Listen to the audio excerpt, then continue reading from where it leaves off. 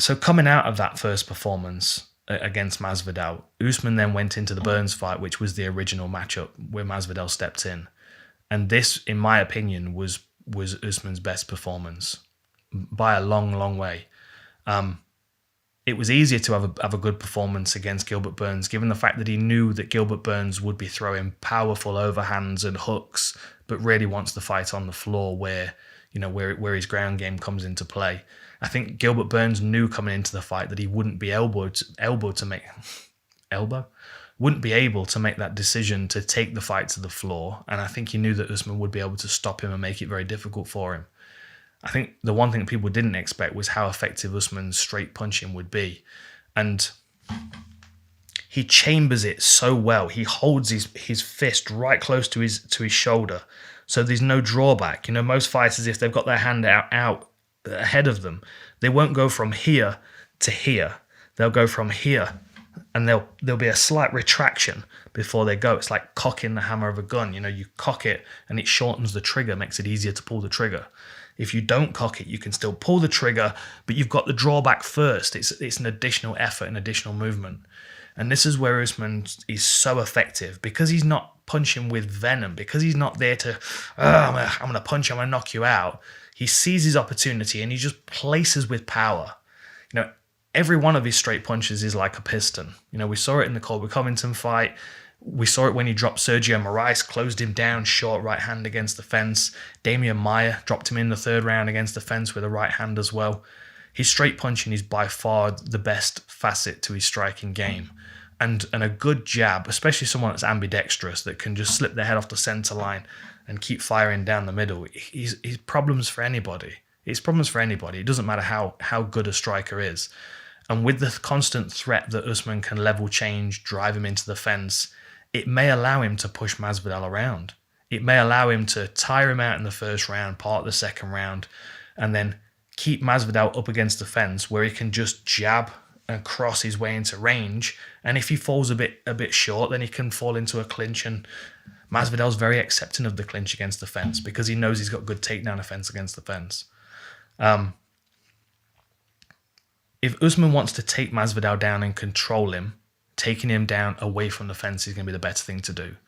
And I think he discovered that in the fight. Whether it was known going in or whether it was a realization as the fight went on, every time he took Masvidal down against the fence, Masvidal was able to scramble back. Very similar to the Emil Mech fight. When he took Emil Mech down against the fence, Mech would scramble back to his feet.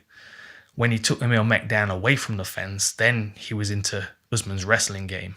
And that's problems, because he constantly folds the arm, elbow chop.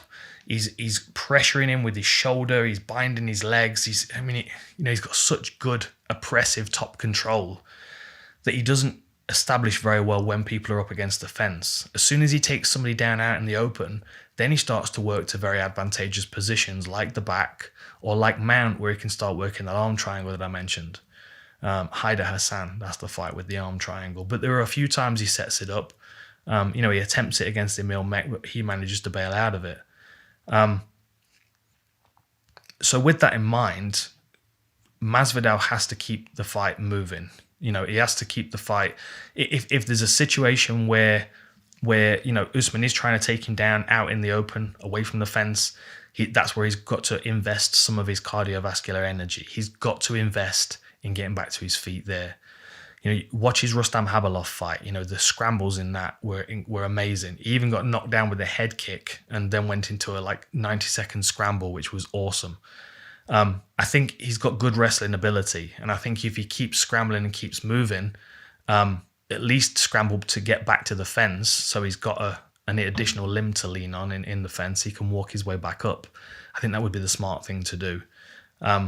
The other things that Masvidal's got to offer, especially if he's able to stay on the front foot, if he's able to be a bit more aggressive at points in the fight, backing Usman up and then skipping in with that lead or rear knee is going to be really useful. It's going to discourage Usman from level changing, and might be able to catch him with something. And I know we've all seen the Masvidal Askren knee, but again, the Rustam Habilov fight, he throws knees several times in that one, and he catches Al Iaquinta clean with a jump rear knee. So it's definitely something in his game that he's been using for a while. And if he does find himself up against the fence, he has this wicked guillotine roll. He used it against Ben Henderson. There's a whole bunch. Michael Chiesa used it against Chiesa. Clamps onto a guillotine, slides down against the fence, and then kicks his opponent over and tries to scramble to top position.